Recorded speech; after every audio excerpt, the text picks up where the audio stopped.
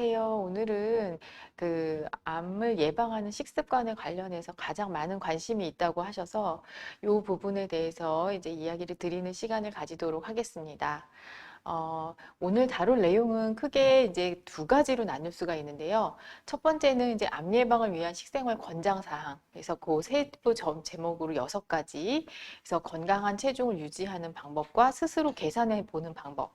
그리고 전곡류와 식물성 식품을 늘리도록 이제 식사를 드시는 방법. 그리고 이제 여러 가지 색깔의 채소나 과일을 이제 접해 보는 방법. 그리고 가공 육류를 가능한 줄이고 붉은 육류는 이제 적정 섭취량을 알고 이제 드실 수 있도록 하면 좋겠습니다. 그리고 단순당 함유음료를 굉장히 많이 접하실 수 있는데요. 이런 부분들을 줄여가는 것이 도움이 되고요. 이제 술은 이제 가능하면 한두 잔도 피하는 것이 좋다고 합니다. 그래서 이렇게 첫 번째가 이제 크게 제가 6가지로 말씀을 드리려고 하고요. 이제 두 번째는 이제 암 발생과 식생활 관련 Q&A, 가장 많이 이제 질문하시는 것에 대해서 간략하게 제가 답변하는 형식을 통해서 오늘 이제 궁금증을 해소하는 시간을 갖겠습니다. 첫 번째는 우유, 그다음에 유기농 식품, 그리고 조미료에 관해서 밀가루, 설탕, 이 5가지들을 가장 많이 이제 궁금해하시는 지점이라서 그걸 설명드리도록 하겠습니다. 자, 한눈으로 요약해 볼 수 있도록 제가 위험인자와 예방인자를 2가지로 좀 나눠 봤는데요. 이제 암 예방을 위해서 우리가 식생활 권장 사항에서 특별히 이제 위험인자라고 할 수 있는 것들은 비만한 상태가 이제 지속되는 것, 그리고 이제 비만해지는 것, 그리고 이제 연령이 이제 늘어날수록 이제 나이가 들어갈수록 우리가 체지방이나 이제 체중이 좀 증가하는 경향이 있습니다. 체성분에 있어서는 근육량이 줄고 체지방이 늘어나는 경향이 있는데 이런 부분들이 이제 위험인자라 할 수 있고요. 신체 활동이 이제 부족해서 더욱더 그렇게 될 수도 있습니다. 가공 육류의 섭취, 그리고 과도한 붉은 육류 섭취, 그리고 가당 함유 음료의 섭취량이 늘어나는 거, 그리고 가공식품이나 패스트푸드를 이제 많이 드시는 습관, 이런 것들이 위험인자고요. 그리고 이제 술, 알코올이죠. 이제 주 성분이 이제 알코올인 이 술, 그리고 흡연, 이것은 간접 흡연도 포함이 되어 있습니다. 이게 이제 가장 이제 위험한 인자로 이제 보여지고 있고요. 반면에 이제 반대로 생각하시면 돼요. 그래서 예방인자는 정상 체중을 가능하면 유지하고 체성분도 정상적으로 유지할 수 있도록 하는 게 도움이 될 수 있고요. 충분하게 이제 신체 활동을 유지하는 거, 그리고 채소나 과일 이런 것들을 포함한 식사가 반드시 이제 이루어질 수 있도록 평소 식습관에서 내가 어떻게 이제 식사를 구성하고 있는지 보시면 좋겠습니다. 그래서 전곡류, 콩류 섭취량을 좀 더 늘리면 좋고요. 그리고 예방인자로서 금주, 반대죠. 술과 반대. 그래서 금주, 그리고 금연, 흡연을 하셨다면 금연, 이렇게 요약을 해볼 수가 있습니다. 암 생존자를 위한 권고사항이라고 해서 세계암연구재단에서는, 그리고 암협회, 미국 암협회, 그리고 우리나라 같은 경우는 보건복지부, 그리고 국립암센터에서 권고하는 사항이 사실 대동소이합니다. 말씀드린 대로 건강체중, 신체활동, 그리고 전국 채소, 과일, 콩류가 풍부한 음식 섭취, 그리고 지방, 녹말, 설탕 이제 함량이 굉장히 높은 패스트푸드나 기타 가공식품의 섭취는 좀 주의가 필요하고요. 붉은 육류, 그리고 가당 음료, 알코올 이런 것들을 좀 주의가 필요하고요. 그리고 암 예방을 위한 보조식품 사용에 대해서는 이제 금지를 하고 있습니다. 그리고 가능한 이제 여성분들 같은 경우에는 모유 수유를 권장을 하고 있고요. 암 진단 후 이제 가능한 이런 권고 사항을 따르도록 하고 있습니다. 그래서 우리나라도 마찬가지로 비슷한 맥락으로 대동소이하게 이렇게 되어 있습니다. 특히 이제 첫 번째부터 이렇게 5번째, 그리고 6번째까지는 이제 식생활과 그래도 관련된 부분들이 있기 때문에 그런 부분들을 이제 이해를 하시고 이제 숙지하시고 지켜 나가시면 도움이 될 것 같습니다. 무엇보다 중요한 것은 이제 식사로 모든 것을 해결할 수 있는 것은 사실 아닙니다. 그래서 수술, 우리가 방사선요법, 그리고 항암화학요법, 호르몬요법, 면역요법 등 의료진과 상의해서 나에게 가장 최적화된 그런 치료를 받는 것이 가장 우선이고요. 균형 잡힌 식사, 여기에다가 더불어서 균형 잡힌 식사와 그리고 수술 후, 그리고 이런 모든 치료 후 영양 상태가 회복이 된 다음에는 이제 면역이 회복이 되고 또 우리가 되찾은 건강을 유지하는 것을 이제 목표로 삼을 수 있으셔야 됩니다. 그래서 제가 오늘 이제 말씀을 드릴 것은 요 6가지를 이제 구체적으로 좀 다뤄볼 건데요. 건강 체중, 전곡류, 그리고 다양한 색깔 채소 과일, 그리고 가공육류, 붉은 육류, 단순당 함유 음료, 그리고 알코올 이런 것들을 이제 다뤄 보겠습니다. 자, 첫 번째 이제 건강 체중 그리고 적정 체지방량으로 이제 이렇게 제가 썼는데요. 디지털 헬스 조선이라는 곳에 이제 굉장히 좋은 그런 그림이 있어서 제가 좀 한번 넣어봤습니다. 그래서 지방세포가 많을수록 그리고 우리가 체지방이 늘어날수록 염증 반응이 늘어나게 돼 있습니다. 그렇기 때문에 DNA 손상도 자주 일어날 수 있고요. 그런 이유로 또 나쁜 세포가 또 더 증식할 수 있는 기회를 줍니다. 그 이유는 지방세포에서는 이제 세포 성장을 유도하는 호르몬이나 이런 성장인자들의 이제 분비가 많아지게 되거든요. 그렇기 때문에 이제 우리가 나이가 들어갈수록 이제 고령화가 될수록 보다 더 신경을 쓰셔야 되는 부분일 수가 있겠습니다. 그러면 체중을 좀 정상적으로 유지해야 된다는 건 우리가 이해를 했는데 그럼 어떻게 내 키에 맞는 체중을 어떻게 계산하는지 그런 거는 이제는 조금 계산해 볼 수도 있으셔야 됩니다. 제가 간략하게 남성분과 여성분을 좀 다르게 남자, 여자 이렇게 나누어 가지고 키와 체중을 이렇게 표준 체중을 계산을 해서 넣어놨어요. 키가 만약에 165cm라고 하면 이제 표준 체중이 60kg 정도가 되시는 거고요. 175cm라고 한다면 67kg 정도가 되는 그런 표준 체중이 되는 것이 이제 남자분들의 이야기가 되겠고요. 여성분들 같은 경우에는 키가 154다 그러면 표준 체중이 대략 50 정도가 되고요. 160이라고 하면 54kg, 그리고 165cm라고 하면 57.2kg 정도가 됩니다. 그것을 이제 계산하는 방법은 키를 미터로 환산해서 예를 들어서 이제 170cm다라고 하면은 1.7이 되겠죠. 그래서 1.7 곱하기 1.7 곱하기 남자분인 경우에는 22, 여자분인 경우에는 21 이렇게 곱해서 나온 값이 표준 체중 값이 되게 됩니다. 그러면 표준 체중이어야만 건강한 체중인 건 사실 아니에요. 아니고 여기에서 좀 예를 들어 볼게요. 제가 이제 165cm, 60kg이 이제 표준 체중이라고 이제 계산을 했는데 계산 방법은 이와 같습니다. 그래서 165cm면 1.65m가 되겠죠. 그래서 그거 곱하기 22 하면은 대략 60kg 정도가 표준 체중인데요. 정상 체중은 이제 통상 표준 체중을 기준으로 해서 플러스 마이너스 10% 이내인 경우를 이제 말을 합니다. 그래서 60kg에 10%면 한 6kg이잖아요. 그렇기 때문에 60kg에서 6kg 뺀 체중, 60kg에서 6kg 더한 체중. 그래서 대략은 54에서 66kg 사이가 정상 체중이라고 볼 수가 있겠습니다. 반대로 또 이제 여자분들로 한번 이제 가볼까요?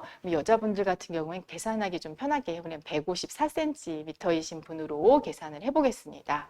그래서 1.54로 이제 미터가 환산이 되고요. 1.54, 1.54 곱하기 21 하면은 대략 50kg 정도가 표준 체중이 되겠죠.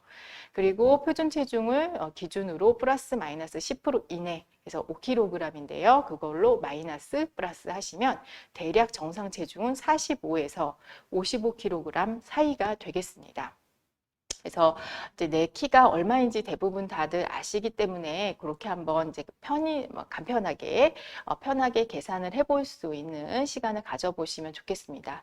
다만 이것은 계산하기 편하게 만든 그런 간편한 방법일 뿐이지 실제로는 근육량과 체지방량이 적정 비율이 유지가 되고 있느냐 그게 더 중요한 부분일 수 있습니다.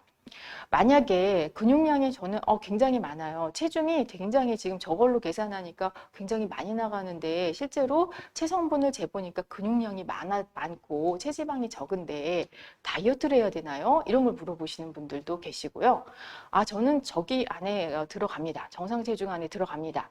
그런데 체성분 분석을 해보니까 근육이 굉장히 부족하고 체지방이 너무 많다고 들었어요. 어떻게 하지요? 라는 질문들을 하십니다. 근육량이 많아서 체중이 초과가 되는 것은 큰 문제가 안 될 것 같고요. 그리고 정상 체중인데 근육이 부족하다라고 하면 근육량을 늘리고 체지방을 줄이셔야 되는 방향으로 노력을 하실 필요가 있을 것 같습니다. 그래서 건강 체중을 계산하는 것도 중요한 지점이지만 더 중요한 것은 나의 체성분 상태이다라는 것을 이제 기억해 주시면 되겠습니다. 그러면 이제 건강 체중과 적정 체지방량을 유지하기 위해서 내가 지켜야 될 그런 그 원칙이라고 할까요? 한 6가지를 요약해 보면요. 하루에 3끼를 규칙적으로 조금씩이라도 이렇게 드시고 한 끼에 몰아서 과식하는 습관을 피하는 것이 좋습니다. 그리고 두 번째는 균형식을 섭취하고 식사에서 채소 찬의 섭취 비율은 높입니다. 그리고 패스트푸드나 지방, 전분, 당이 많이 들어있는 가공식품류는 줄여주는 방향으로 가시는 게 좋고요. 고에너지 간식은 가능한 줄이고 야식을 하는 습관은 조금 절제를 해주시는 게 좋습니다. 그리고 당이 많이 함유되어 있는 음료는 가능한 섭취를 줄이셔서 당 함유량이 낮은 걸로 바꾸어 드시는 방법들을 선택하시는 게 좋고요. 매일매일 꾸준한 운동을 할 수 있도록 하는 것이 좋습니다. 자, 나는 이상하게 체중이 많이 늘어요. 체중이 먹는 것도 없는데 많이 늘어요. 라고 생각하시는 분들도 간혹 계세요. 식사는 적게 드는데 왜 나는 간식이 늘까요? 그러면 한번 우리가 평소에 드시고 있는 간식들을 점검해 보실 필요가 있습니다. 예를 들면 제가 여기에 이제 그림을 좀 보여드렸는데요. 밥으로 한 3분의 1 공기가 식빵으로 한 장 정도가 됩니다. 그리고 고구마, 요새 고구마 이제 가을이라 철이라서 고구마가 많이 이제 수확이 되는 계절인데요. 고구마 한 중간짜리 한 반 개 정도, 그게 밥으로 3분의 1 공기 정도가 되고요. 감자로는 애기 주먹만한 거 하나, 그 정도가 밥으로 3분의 1 공기 됩니다. 그리고 여름철에 옥수수 많이 나오는데 옥수수를 이제 한 대가 있으면 그걸 한 절반 정도, 그거 기준이 밥으로 3분의 1 공기고요. 우리 그 인절미떡 아시죠? 그거 한 3개 정도 잡수시면 그게 또 밥으로 3분의 1 공기 됩니다.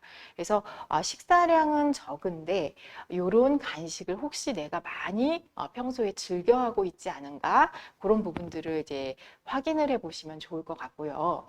그리고 체중이 늘어날 때는 이런 것들이 좀 문제가 될 수는 있겠지만은 체중이 자꾸 치료 중에 줄어서 체중 유지가 어려울 경우에는 이런 것들 간식하는 게 또 중요할 수도 있기는 합니다.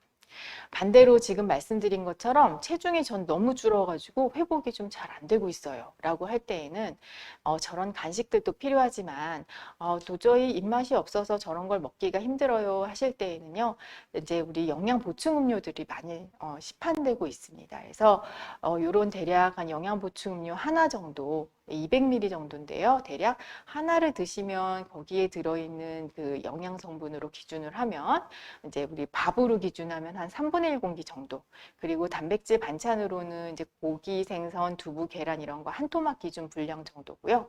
비타민, 무기질이 들어있는 채소 반찬 한 접시에 해당하는 양이라고 볼 수 있습니다.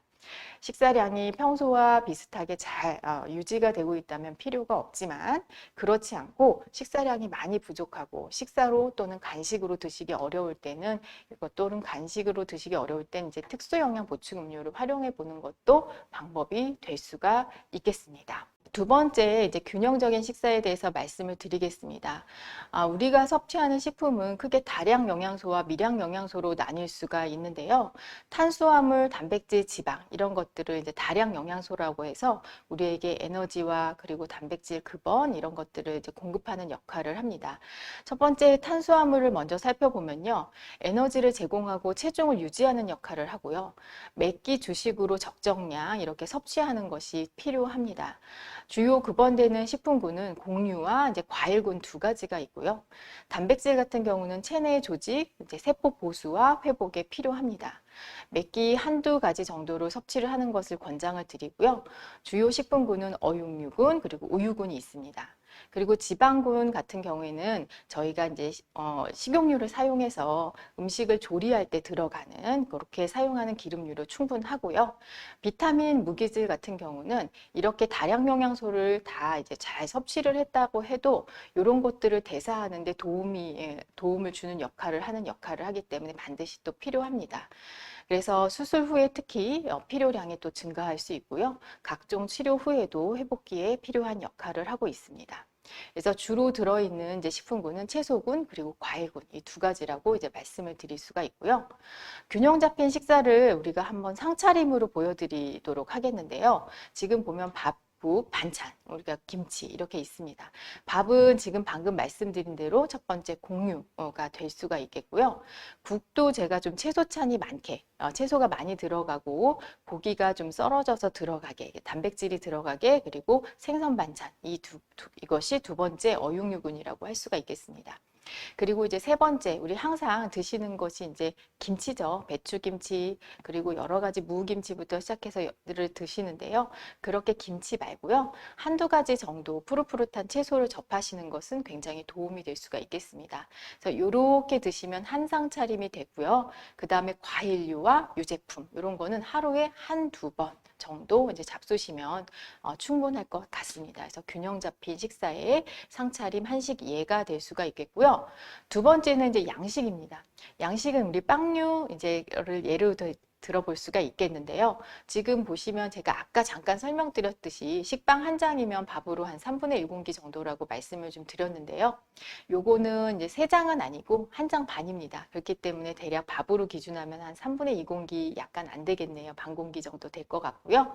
여기 좀 크게 보이셔야지만 또 볼 수 있는데 단백질이 들어가 있는 닭가슴살 샐러드를 준비를 해봤습니다. 그래서 단백질 반찬이 좀 들어가게끔 어육류가 들어가게끔 했고 여러 가지 색깔의 채소와 과일류 이렇게 들어가게끔 했습니다. 그리고 유제품 이렇게 넣어놨습니다. 그래서 아까 보여드린 한식 상차림과 비슷한 구성으로 균형 잡힌 식사의 예를 이제 보여드릴 수가 있겠습니다. 두 번째, 저희가 이제 말씀드렸는데요. 전곡류와 식물성 식품을 충분히 섭취하는 것의 장점은 그럼 무엇일까요? 무엇이냐면 이제 우리가 섭취하는 혹시라도 섭취가 될 수 있는 그리고 식사를 하고 나서 생길 수 있는 이런 발암 물질들을 이제 소화기 내에서 접할 수가 있는데 그런 장 표면의 흡착을 감소시키는 역할을 합니다. 함께 같이 섭취함으로써 그게 가능하고요. 그리고 전곡류나 식물성 식품류는 섬유소가 많기 때문에 변의 부피를 증가시킵니다. 그렇기 때문에 변의 부피가 늘어나고 이랬을 때는 장 체류 시간이 단축이 돼요. 빨리빨리 변이 이제 배출이 될 수 있도록 발암 물질이 이제 빨리 밖으로 빠져나갈 수 있도록 해주는 역할을 합니다. 그리고 장내에 유익균총의 그런 먹이라고 그러죠. 섬유소가. 그래서 유익균총이 잘 자라날 수 있도록 균총이 생성이 될 수 있도록 하는 역할을 하는 그래서 장의 건강을 유지할 수 있는 또 면역에 가장 중요한 것이 또 장 건강일 수 있기 때문에 이렇게 좋은 효과를 가질 수 있습니다. 그래서 여러분들이 이제 회복기에는 쌀밥을 드시거나 또는 부드러운 죽을 드실 수도 있지만 그 이후에는 잡곡밥을 드시는 것들을 추천을 드릴 수가 있고요. 그리고 하얀 빵도 좋지만 하얀 빵을 드셨을 경우에는 이제 섬유소가 충분한 채소 이런 것들을 같이 곁들여 드시고 그렇지 않을 경우에는 잡곡빵을 선택을 해서 드시는 것들을 권고를 드릴 수 있습니다. 자, 이제 채소와 과일은 어떻게 먹을까요? 세 번째인데요. 과일과 채소. 이것은 영양소의 쓰임을 돕는 비타민 무기질이 들어있습니다. 그래서 몇 끼 2접시 이상은 드셨으면 좋겠다라고 제가 표시를 했고요. 과일은 한두 번 정도는 하루에 드시는 것을 권고를 드립니다. 가능하면 영양소의 함량이 높은 그런 그 제철에 나는 과일들을 많이 접하실 것을 권장을 드릴 수 있고요. 이러한 채소나 과일은 색깔별로 기능과 특징이 좀 더 다르다고 합니다. 야, 이게 무슨 말인가요? 그래서 파이토케미칼이라고 아마 들어보셨을 것 같습니다. 그래서 여러 가지 색을 지닌 채소, 과일에 풍부하게 들어있고요. 건강을 증진시키기도 하고 암, 그리고 심장병, 그리고 순환기계 질환 예방에 있어서 도움을 주는 그런 생리활성 기능을 가진 성분을 파이토케미칼이라고 합니다.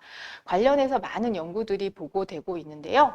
제가 오늘 이제 색깔별로 좀 정리를 해왔습니다. 그래서 빨강색도 있고, 노랑 주황도 있고, 초록도 있고, 또 보라도 있고, 하양도 있고. 그래서 빨강색을 보시면은 우리 토마토, 그리고 딸기 이런 것들이 붉은 색깔들이죠. 사과 이런 거, 붉은 피망, 파프리카, 그리고 수박 이런 종류들이 있는데요.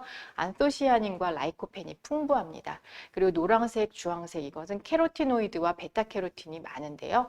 당근 그리고 우리 뭐 이렇게 오렌지라든지 아니면 귤 종류 같은 것처럼 이렇게 노란색 그리고 주황빛깔 나는 것들 이런 것들을 말을 합니다. 그리고 초록색은 인돌, 루테인, 설포라판, 이소플라본이 풍부한데요. 우리가 항상 이제 식사에 접하는 그런 채소류들입니다. 그래서 그런 것들이 이제 많이 함유가 되어 있고요. 보라 색깔은 안소시아닌, 레스베라트롤, 그리고 폴리페놀이 들어 있습니다. 그래서 포도류라든지 그리고 적색 양배추라든지 아니면 가지 이런 종류들에 들어 있고요. 흰색은 알리신, 알릴 화학물. 주로 우리가 양념으로 많이 먹는 마늘이라든지 이렇게 특히 우리 반찬으로 많이 먹는 종류들이 좀 많이 이제 들어있게 됩니다. 그래서 평소에도 균형적으로 잘 섭취하고 계신다면 이렇게 여러 가지 색깔들이 이제 자주자주 이제 식사에 이제 들어가게 되는데요. 그렇게 드신다면 도움이 많이 될 것 같습니다. 자, 이제 네 번째입니다. 그래서 가공육류, 붉은 육류 섭취량에 대해서 좀 알아보는 시간을 이제 갖겠는데요. 이제 고기, 생선, 아니면 해산물, 아니면 두부, 계란 이런 것들은 대략 끼니 한두 도막 정도. 이제 고기로 기준하시면은 우리 살코기로 기준해서 탁구공 한 개만 한 게 한 토막이고요. 생선 같은 거는 이제 손가락 한 세 개만 한 거, 고등어, 뭐 갈치, 뭐 꽁치, 뭐 여러 가지들이 있는데 그런 것들을 이제 선택해서 드실 수가 있고요. 계란은 한 알. 그리고 두부 같은 거는 이제 우리 한 모를 사게 되면 대략 한 두 번째 굵기, 손가락 굵기로 좀 썰었을 때 그런 정도 크게 이렇게 썰었을 때 그게 이제 고기로 한 토막에 해당하는 단백질이 들어갑니다. 그래서 이런 것들을 끼니에 한두 가지씩 드시는 것들을 이제 권장을 드리고요. 다만 이제 고기 같은 것을 드실 때 우리가 이렇게 숯불에 구워 드시는 거 이게 맛이 있어요. 맛이 있는데 이제 불꽃 자체가 이제 200도 이상의 고온이기 때문에 우리가 그 잠깐 한눈 파는 사이에 여기 겉에 부분들이 많이 타는 경우들이 있거든요. 그래서 고온에 조리하는 뭐 직화구이나 튀김들이 그럴 수가 있습니다. 그래서 그런 것들이 이제 장시간 조리되다 보면 그럴 수 있는데 헤테로사이클릭 아민이라고 해서 발암 물질이 잘 생성이 되기 때문에 가능하면 그런 부분들은 이제 태워진 부분들을 잘 잘라내고 드시는 것을 권장을 드릴 수가 있고요. 햄이나 소세지 이런 종류들 약간 색깔이 이렇게 분홍빛깔로 되게 예쁜데요. 이런 것들을 이제 가공하는 과정에서 발색제들을 이제 저희가 넣게 될 수밖에 없는 거고 그러다 보면은 이제 내가 먹고 나서 이제 위장에서는 이런 그 니트로즈 화합물들이 많이 생성이 됩니다. 그래서 좋지 않은 물질들이 생성이 되기 때문에 가능한 이런 그 가공된 육류 종류는 줄여 나가시는 것이 도움이 되실 수가 있겠습니다. 그러면 선생님, 고기를 많이 먹으면 나쁘다고 들었는데, 그럼 얼만큼 먹어야지만 제가 될까요? 혹은 아예 채식을 해야 될까요? 라고 이게 많이 물어보시기도 합니다. 대략 일주일에 300에서 500g. 우리가 고기 한 근이다 그러면 대략 한 600g 정도를 얘기를 하는데요. 대략 반 근에서 한 근 사이 그 정도를 일주일에 드신다고 하면 문제는 없다라고 보고가 되고 있습니다. 특히 이제 수술을 했거나 아니면은 우리 모든 치료 후에 회복기에는 빈혈이 또 많이 생기고요. 그런 부분들에 있어서 다른 단백질도 정말 좋은 근원이 될 수 있지만 육류를 비롯해서 다른 것도 좋지만은 특히 육류는 수술이나 치료 후 회복에 굉장히 필요한 양질의 단백질을 공급해 줄 수 있고요. 다른 단백질에 비해서 이용률이 좀 더 높습니다. 그렇기 때문에 체내에서 효율적으로 잘 사용이 될 수 있고요. 비타민 B12나 철분, 아이언 이런 것들이 좀 많이 들어있기 때문에 상처 회복에 그리고 이제 식욕 상태 회복에도 도움이 되는 그런 중요한 영양소 9번이라고 볼 수가 있겠습니다. 그래서 방금 말씀드린 대로 안전하게 고기를 조리하는 방법을 간편하게 요약을 드리면요. 직화나 훈제보다는 볶거나 끓이거나 또는 삶거나 아니면 탄 부분은 제거해서 드시거나 이렇게 하는 게 도움이 될 수 있습니다. 그리고 발암물질의 흡수를 저해하는 방법으로 채소와 함께 곁들여서 드시는 방법 이렇게 권고를 드릴 수 있습니다. 단순당 함유 이제 다섯 번째인데요. 단순당 함유 식품에 대한 그 부분에 대해서는 뭐 당연히 에너지가 많기 때문에 살이 많이 찔 거다라는 것을 알고 계실 텐데요. 체지방이 많을수록 또는 이제 저희가 비만할수록 각종 암에 대한 위험률도 증가합니다. 그렇기 때문에 아까 보여드린 사진처럼 그런 문제가 있기 때문에 과도한 단순당질은 좀 피하는 것이 도움이 됩니다. 그래서 우리가 뭐 이렇게 예를 들자면 뭐 커피를 그냥 드실 수도 있는데요. 따뜻한 아메리카노 한 잔은 대략은 한 10칼로리 이내입니다. 그런데 뭐 캐러멜 마끼아또라든지 굉장히 좀 우리가 달달한 거, 뭐 어느 날은 좀 에너지가 없고 힘든 날은 그런 거 딱 한 잔 드시면 에너지도 나고 기분도 좋아지고 스트레스도 풀리고 그래서 굉장히 도움이 되지만 이걸 한 번에 많이 드셨을 때는 대략 한 20배 이상의 에너지가 있더라고요. 그렇기 때문에 그런 부분들은 좀 주의가 필요하다. 내가 특히 체지방이 많이 늘고 있고 비만한 상태이다 라고 할 때는 보다 더 좀 신경을 써주시면 도움이 될 것 같고요. 시판되는 채소 주스들도 건강에 좋을 거라고 우리가 마시는 경우들이 많이 있어요. 근데 알고 보면 맛도 있고 참 건강에도 좋고 다 좋을 것 같은데 각설탕으로 기준하면 6개 이상 들어있는 것들이 많이 있습니다. 그렇기 때문에 조금 더 그런 부분도 고려해서 가능하면 내가 치아가 건강하다라고 하면은 채소 또는 과일 이런 것들을 드실 때에는 그대로 드시거나 또는 이제 치아가 좀 건강하지 않다라고 하면 갈아서 과육이 있는 채로 그대로 드시는 것을 권고를 드립니다.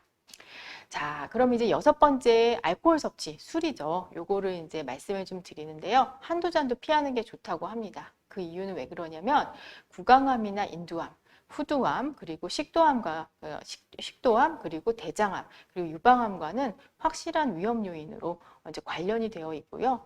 간암의 경우에는 가능성이 있는 위험 요인으로 분류가 되고 있습니다. 이런 그 알코올이 주는 문제점은 뭐냐면요. DNA를 잘 손상을 시킬 수가 있고, 두 번째는 이제 용해제 역할을 합니다. 그래서 발암 물질이 잘 체내로 침투할 수밖에 없게 이렇게 만드는 문제점이 있을 수 있고요. 호르몬 농도를 증가시켜요. 그래서 혈중 에스트로겐 농도를 잘 증가시킬 수 있어서 불리한 역할을 하고요. 간 손상을 많이 일으킵니다. 그래서 간에서 알코올은 대사가 돼야만 되기 때문에 그렇죠. 그래서 간 질환이 진행이 될수록 간경변이 되고 그 이후에 이제 암 발생이 증가하는 걸로 이제 보고가 되고 있기 때문입니다. 그래서 가능하면 안 드시는 방향으로 하시는 게 좋겠습니다. 자, 이제 큰 제목 이제 하나를 마무리를 지었고요. 이제 두 번째입니다. 그래서 암 발생과 관련된 그런 식생활 관련 Q&A입니다.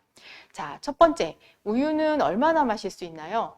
매일 한두 잔 정도 섭취라고 제가 좀 답을 좀 드렸는데요. 우유가 제가 어디서 들었는데 나쁘다고 들었어요 라는 말씀도 많이 이제 들으실 겁니다. 그래서 암 위험률 연관성은 암종에 따른 차이가 좀 있는데요. 대장암에 있어서는 이제 우유 한두 잔이 위험률을 낮추는 것으로 보고가 되고 있고요. 반면 과도한 섭취 시 하루에 3잔, 4잔, 5잔 이렇게 좀 다량을 매일매일 드시는 경우, 그런 경우에는 전립선암의 위험률을 높일 수 있는 가능성이 있는 것으로 이제 보고가 되고 있습니다. 다만 우리가 하루에 한두 잔 정도 드셨을 때는 그러한 근거가 없기 때문에, 그리고 오히려 대장암의 위험률을 낮추기 때문에 질 좋은 단백질과 비타민 그리고 칼슘 이런 것들을 충분히 섭취할 수 있는 급원 식품으로 활용하실 수 있겠습니다. 자, 두 번째, 유기농 식품을 꼭 먹어야 할까요? 유기농 식품이 아니면 안 될까요? 라는 말씀들을 많이 합니다. 그럼 우선 유기농 식품이 무엇인가 그 정의부터 좀 알아볼 필요가 있는데요.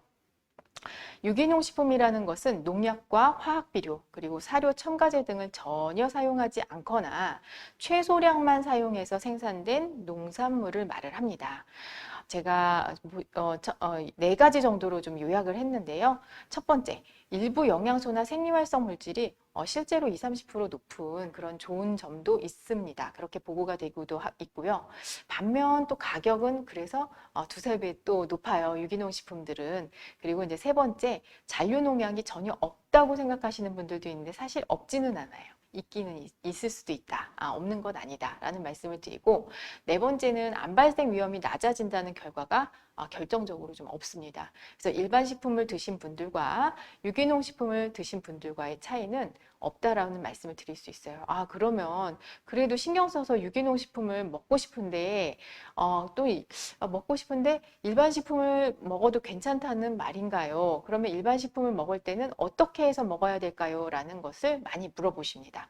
그래서 일반 농산물의 세척법에 대해서는 우리 안전처에서도 방법들을 좀 많이 제시를 해드리는데요. 대체로 물에 한 1분에서 5분 정도 담가요. 그런 뒤에 흐르는 물에 잘 세척하게 되면 수세 담근 물, 식초물, 소금물 이런 것과 에서 세척한 것과 비등비등하거나 더 나은 효과를 보이고 있습니다. 그리고 특히 양배추나 양상추처럼 겉잎이 있는 것도 있죠. 이런 것들은 겉잎은 제거를 하고 그 다음에 나머지를 깨끗하게 세척해서 드시는 방향으로 하시는 게 좋을 수 있겠다라는 말씀 드릴 수 있습니다. 그리고 세 번째, 네 번째, 다섯 번째 조미료, 밀가루, 설탕인데요.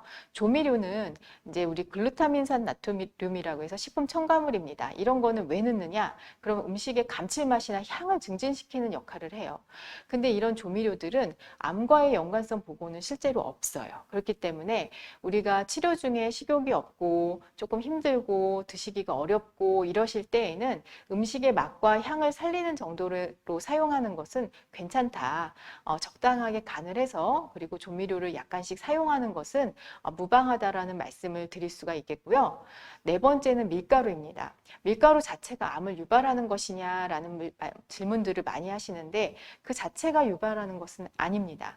아닌데 섭취량이 많을수록 여분의 에너지가 굉장히 많이 축적이 될 수 있어요. 그래서 체지방이 많이 늘어나기 때문에 그런 문제점들을 이제 지적을 이제 받을 수가 있는 거고요. 설탕도 마찬가지입니다. 그래서 하루 섭취 에너지의 통상 한 10% 이내로 잡수세요라고 WHO가 권고를 하는데요. 조리 시에 우리 예를 들면 불고기 같은 경우에 이제 설탕도 넣고 간장도 넣고 뭐 참기름도 넣고 여러 가지 각종 뭐 양파도 넣고 하는데요. 그럴 때 설탕이 빠지면 안 되죠. 그래서 그런 식으로 양념으로 들어가는 정도의 사용은 괜찮습니다. 다만 가당 음료로 다량 드시는 것 그리고 매일 접하시는 것 그런 것들만 좀 주의를 하시면 되겠습니다. 오늘 말씀드린 내용들이 여러분들 치료 과정 그리고 치료 종료 후에 많은 도움이 되셨기를 이제 소망하고 바라는 마음인데요. 치료 과정 중이나 또는 치료 종료 후에 나의 상태가 개별적으로 맞춤 관리가 필요하다고 생각하시는 분들도 많이 계실 겁니다. 특수사항이 다들 있으시기 때문인데요. 다른 사람보다 나는 신기능이 낮다 또는 간 기능이 낮다 또는 혈당 조절이 필요하다 등등 여러 가지 지금 상황이 있으실 겁니다. 만약에 그랬을 때에는 현재 나의 치료 과정이나 치료 후 임상 상태를 정확하게 알고 계시는 의사 또는 영양사와 상의하셔서 맞춤 상담을 받으실 것을 권고를 드리겠습니다. 오늘 이렇게 오랫동안 들어주셔서 감사합니다. 빠른 쾌유와 회복을 소망합니다. 감사합니다.